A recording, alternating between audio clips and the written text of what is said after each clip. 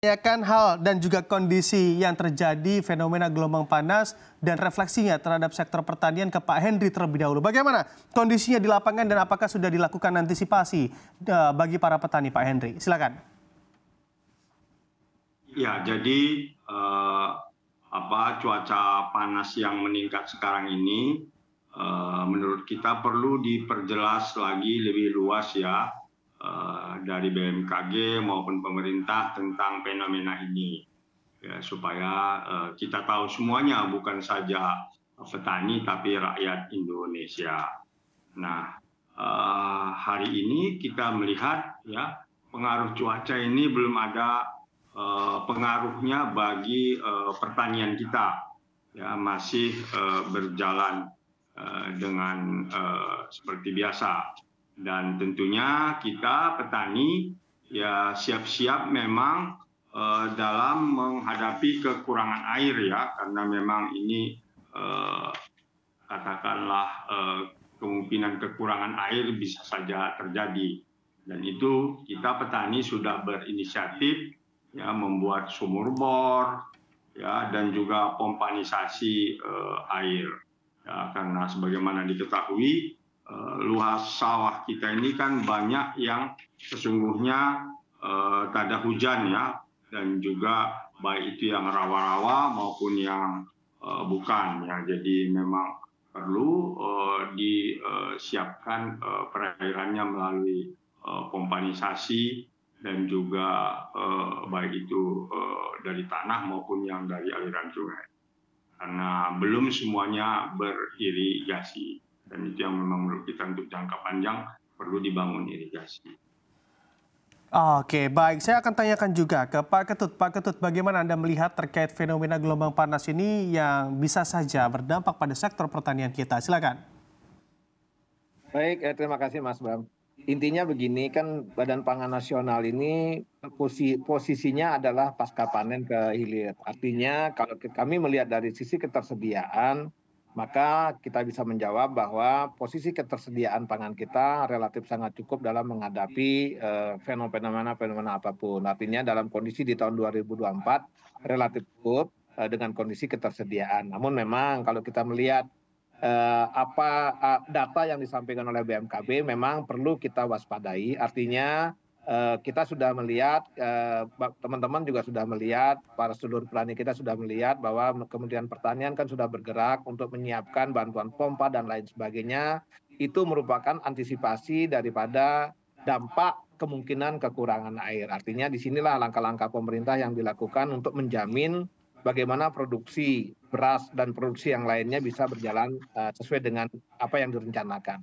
Oleh karena itu saya kira kita tetap harus optimis tapi tetap waspada. Artinya optimis bahwa ketersediaan cukup, kemudian waspada kita harus melakukan langkah antisipasi dalam rangka menghadapi tadi ada kemungkinan ancaman gelombang panas dan lain sebagainya. Ini tetap harus kita waspadai, sehingga sekali lagi tatkala kita sudah waspada, kita sudah menyiapkan mitigasinya, sehingga harapan kita produksi masih bisa berjalan sesuai dengan yang direncanakan. Saya kira demikian, Mas. Oke, baik, sudah waspada dan juga sudah menyiapkan langkah mitigasi atas ancaman gelombang panas, Pak Ketut.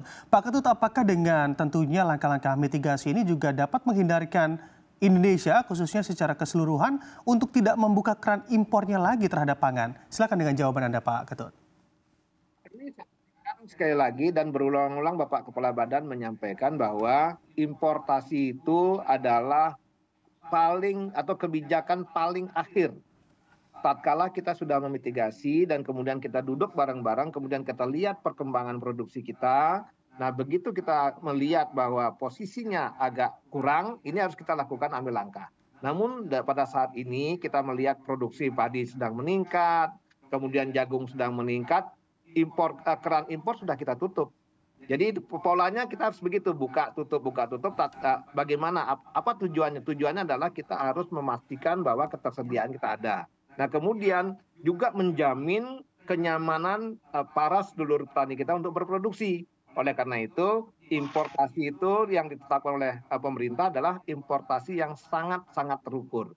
Jadi tidak serampangan. Begitu sudah ada produksi, stop dulu, ini bergerak dulu produksi dan kami atau Badan Pangan Nasional sudah memerintahkan Bulog untuk segera menyerap. Artinya petaninya nyaman berproduksi dengan Bulog menyerap dan lain sebagainya. Oleh karena itu kita sudah tidak perlu melakukan importasi pada saat ini. Begitu, itu prinsipnya. Jadi sekali lagi pemerintah melakukan importasi secara sangat-sangat terukur. Demikian Mas. Oke, baik. Sangat-sangat terukur sehingga nantinya juga tidak merugikan saudara-saudara tani kita begitu ya Pak Ketut.